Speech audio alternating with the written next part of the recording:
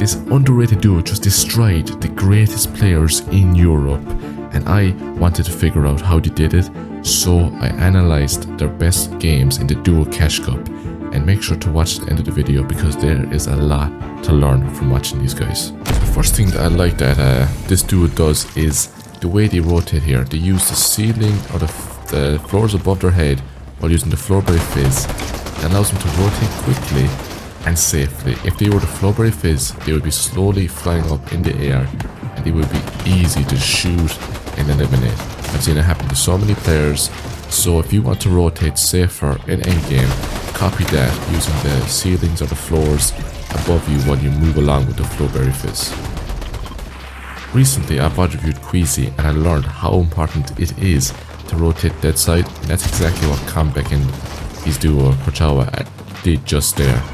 Now another thing that actually happens here is to get an elimination, and the thing is, yes, they went for it here. It was maybe possible to get, but the big thing to learn from this is when you do get an elimination, you don't always have to get it.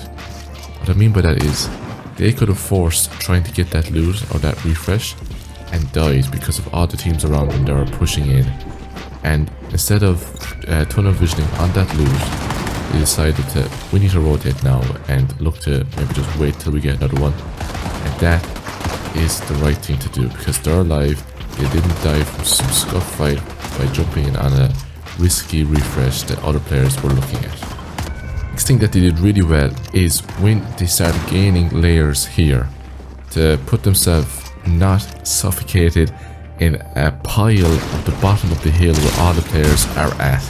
And with that they get an insanely good refresh. I think he had a medallion, so that's gonna help I think.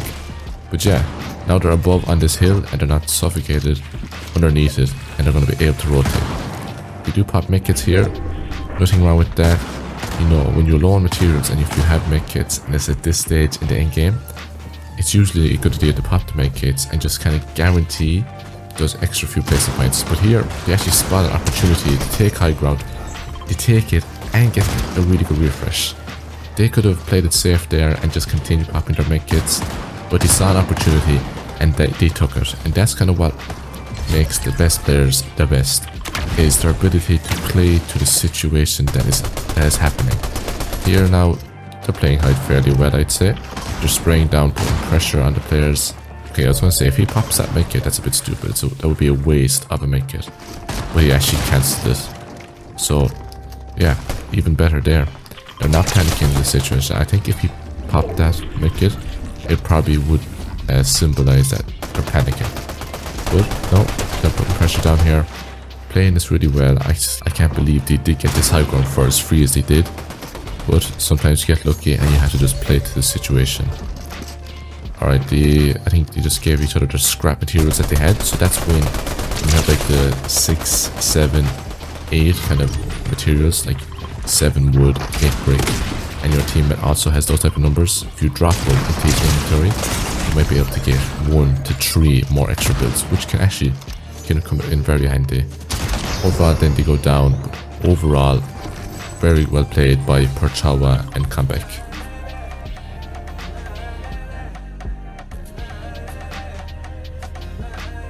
The new zone is about to appear, and what's interesting with what Comeback and Perchawa do here is they actually rotate straight away. And not only do they rotate straight away, but they choose a really smart position to go on this hill to the left. I think it's probably the lowest amount of angles that can be seen on them. If they were to rotate into the center near where that water is, everybody would look at them and start spraying them because their materials are weak, because it's going to be fresh builds, and the position they chose, everyone can see them, so they're easily lobbyable. But instead, no, they rotate very well. And what's interesting, because they rotate early, I think some players weren't ready to actually see them and spray, and they end up taking no damage at all. That was an absolutely perfect rotate. But what's interesting about Fortnite is if you do a good rotate, you can easily still mess up the next one, and that's exactly what they did. Comeback gets absolutely lasered while floating through the sky, and now there's some serious pressure. What you see there where there's 3 armor balls in that box?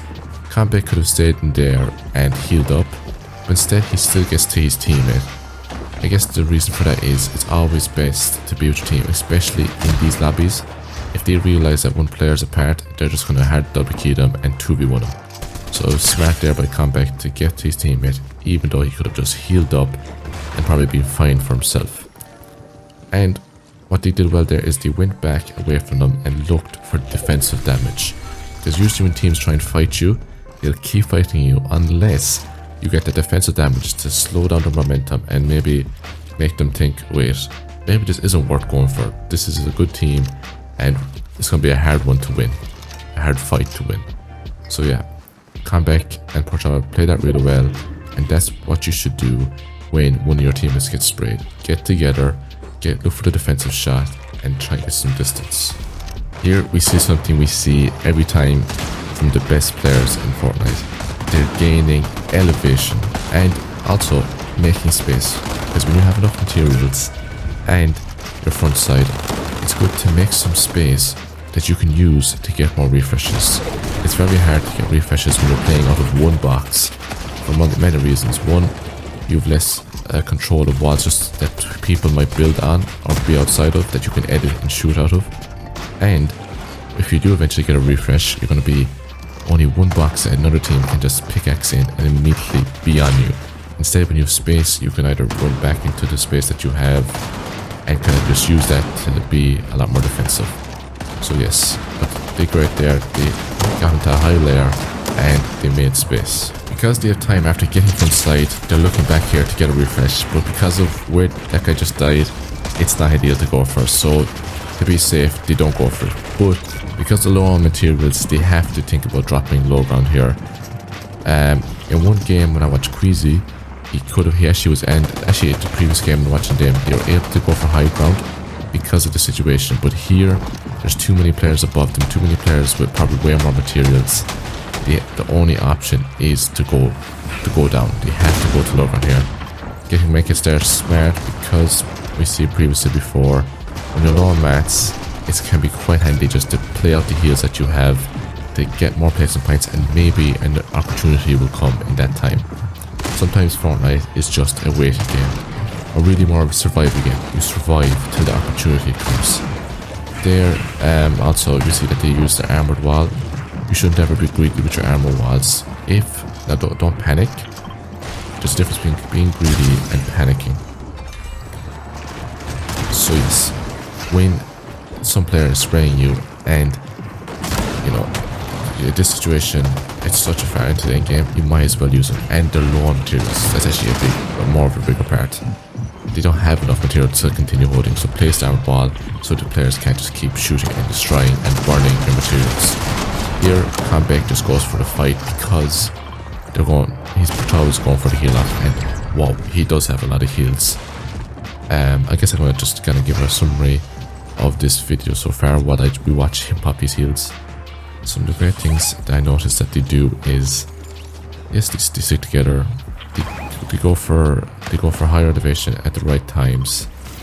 They know how to get away when one player gets shot for a lot of damage, and they also are aware that having heal off is quite useful in chapter 5 when they changed the mechanics.